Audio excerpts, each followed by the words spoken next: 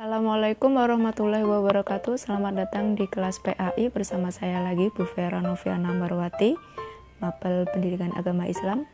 Bagaimana kabarnya semuanya? Baik semuanya, alhamdulillah sehat walafiat dan serta dalam lindungan Allah Subhanahu wa taala. Jangan lupa tetap patuhi protokol kesehatan dan ingat pesan Ibu. Oke.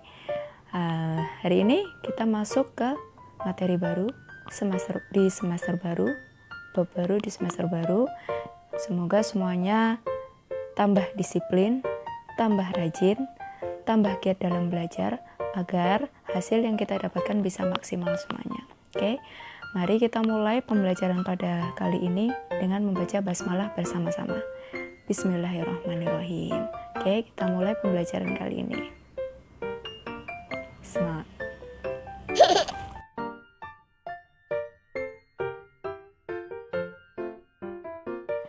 Islam memerintahkan kita untuk menuntut ilmu setinggi-tingginya.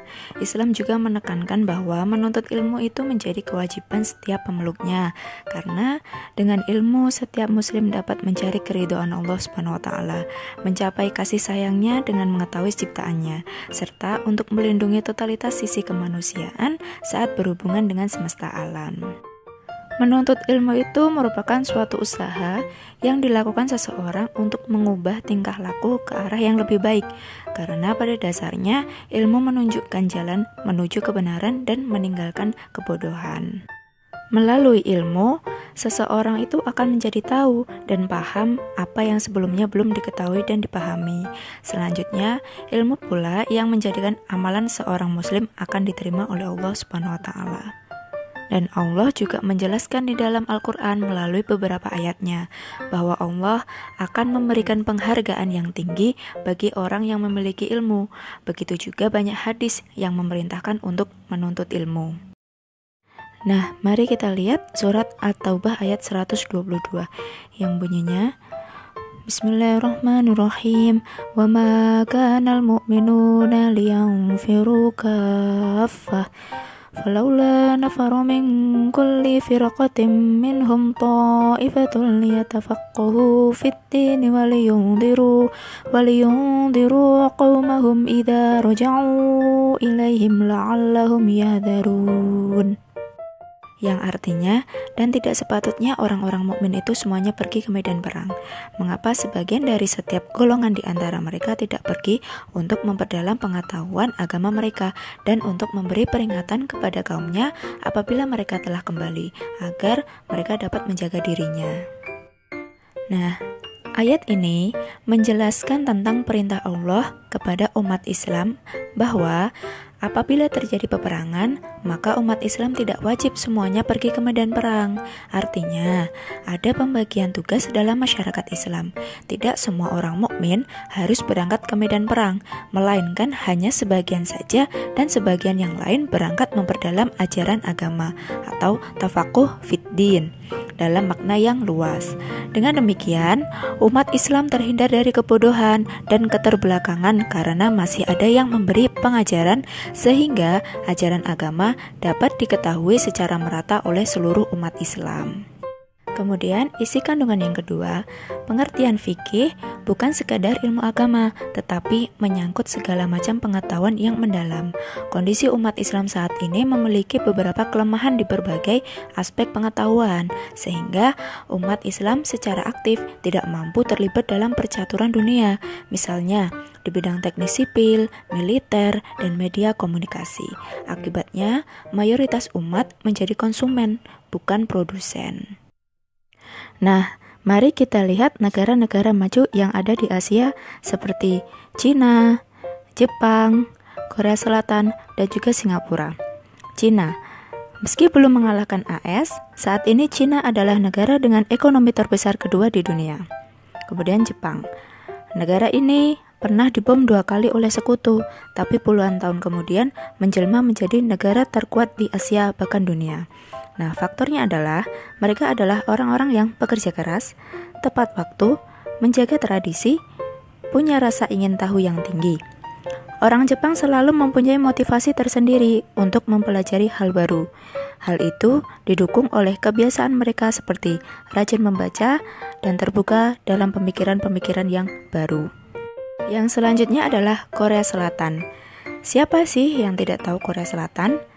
Yap, mereka ini terkenal dengan drama dan K-popnya, serta budaya dan makanannya. Negara ini menjadi salah satu negara maju di Asia, dengan negara dengan pendapatan per kapitanya tertinggi. Hal ini dikarenakan faktor kerja keras dan simbol pali-pali. Pali-pali itu seperti semuanya harus cepat, cekatan. Dan tentu dengan tingkat pembelajarnya yang tinggi. Dan selanjutnya adalah Singapura. Negara ini sangat dekat dengan kita. Nah, negara ini kini menjadi negara yang sangat maju dengan pendapatan per kapita yang tinggi dan juga tingkat pendidikan dan juga kemajuan teknologinya yang sangat pesat. Nah, kandungan selanjutnya adalah makna ta'ifah. Bukan hanya salah satu atau dua orang saja yang menjadi pakar atau ahli di bidangnya. Apa jadinya apabila dalam suatu negara atau bahkan yang lebih luas lagi hanya ada satu atau dua orang saja yang ahli? Contoh konkretnya, bisa kita lihat di Indonesia. Sudah lebih dari setengah abad merdeka, namun sumber daya alam yang ada di perut bumi Indonesia tidak banyak memberi kesejahteraan bagi rakyat karena tidak banyak memiliki ahli di bidang pertambangan atau mineral. Sebaliknya, pihak lain sudah banyak yang menikmatinya. Sudah menjadi rahasia umum bahwa negara kita ini masih belum bisa bersaing dengan negara Asia lainnya. Hal itu dikarenakan walaupun sumber daya alam kita melimpah, tapi kemampuan sumber daya manusia masih sangat kurang. Kesadaran dalam mengkaji dan mendalami ilmu juga masih sangat kurang, menjadi faktor mengapa kemampuan SDM kita masih sangat minim.